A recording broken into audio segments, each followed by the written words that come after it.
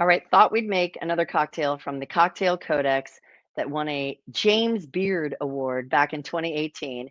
Of course, this book is from the people that brought you Death and Company, one of the most famous cocktail bars that really elevated cocktails for the rest of us when they opened in 2006. So the cocktail revolution was already happening, mostly obviously in the big cities, but all over the world, and definitely right here in America. We're going to make not just a classic Negroni. We're going to actually make one called the Kingston Negroni. Now, last week we made a cocktail called the what was it? It was the Cosmo Daiquiri, and I had to ask AI. I'm like, what's the difference? It's all about the balance and sometimes the spirit that's being used because it had the same ingredients as a Cosmo, but it was lighter. It was more refreshing actually than your standard Cosmo. This is the Kingston Negroni, a basic or classic Negroni, shall we say. Let's not insult the Negroni. Was born thanks to a Count Camillo Negroni in Florence, actually. He wanted to substitute in his Americano the soda water with gin. He needed something stronger, that guy. So what they did is they added gin and the classic was born. And it really, honestly, is one of the most ripped on cocktails. It probably is right up there with the martini or the Manhattan. It is one of the most beloved. It is delicious.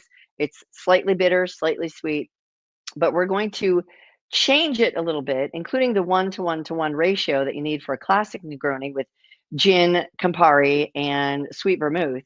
We're going to make a Kingston Negroni, you guessed it, with Jamaican rum. I just happen to have some right here. Appleton Estate. This is like the most famous of the famous Jamaican rums. Did I get I think I got this one here. 1749 says so right on the bottle. Single estate Jamaican rum, their signature. Got all sorts, and it's delicious. And they do know what they're doing with rum in Jamaica. And so the portions are a little bit different with this one too. And again, the Cocktail Codex, it has become the industry Bible for all over, really the world, including, of course, the good old United States of America, because it really democratized cocktail making for bartenders. It really went over technique and ingredients, and it made it accessible to people that own the book. I need to own the book. Cocktail Codex from Death and Company, and we're going to make it and try it for the first time together, okay? Here we go. You also need like little orange peel, as you would with a Negroni. You want to mix in glass. This is glass, not expensive. You want a Hawthorne strainer, mixing spoon, and you're going to have a rocks glass with a rock in it, just one nice big cube. The difference again is in the proportions.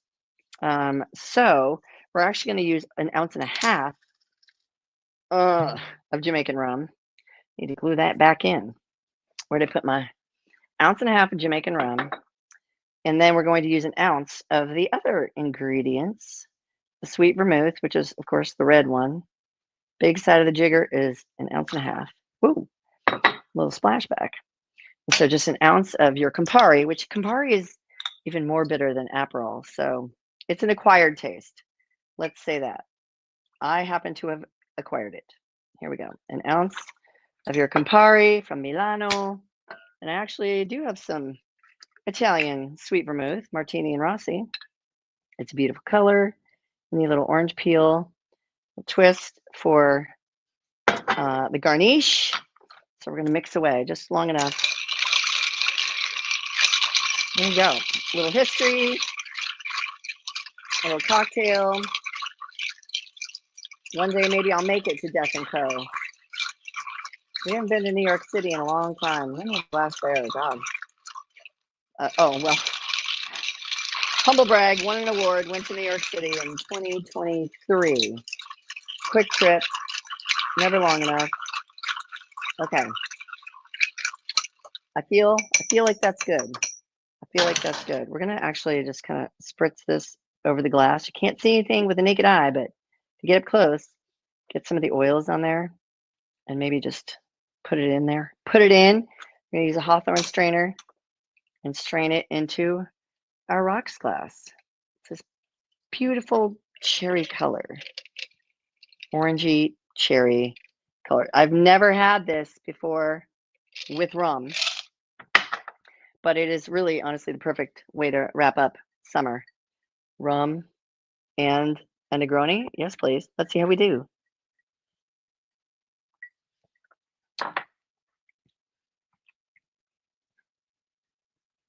Yeah. I mean, I think it's a little bit sweeter, obviously, with the rum than it would be with gin.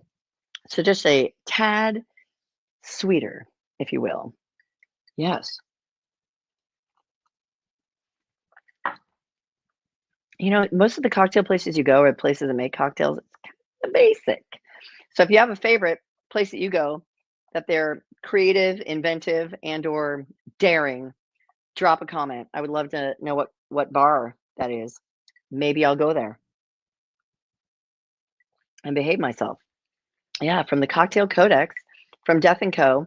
The Kingston Negroni, 1.5 ounces of Jamaican rum, Jamaican overproof if you really like it, like like you want to be punched in the face, and then an ounce of sweet vermouth and an ounce of Campari, and you've made yourself a truly great riff on a classic, the Negroni. Kingston. Hmm. Don't mind if I do.